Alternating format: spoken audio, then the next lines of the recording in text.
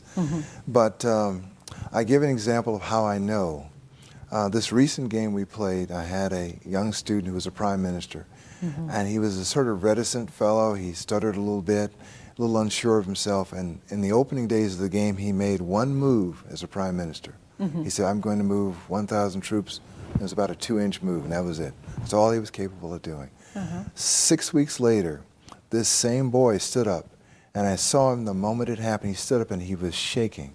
I saw the tremble, and his eyes started to get very wide, and I knew what was coming. I knew it because I'd seen it before. He got up, and he introduced himself. I'm Prime Minister so-and-so of such and such a country, and these are my declarations. And he went to and made about 25 moves in 2 minutes.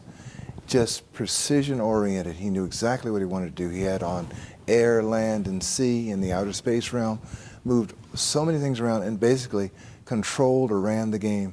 You could see, and he could see it too, that he had understood the entire equation of the game and the infinite variables that they were connected to, all in fluid motion at once. To have that, I've seen it happen maybe 6 or 7 times in 35 years. It may have happened other times, but I've seen it occur.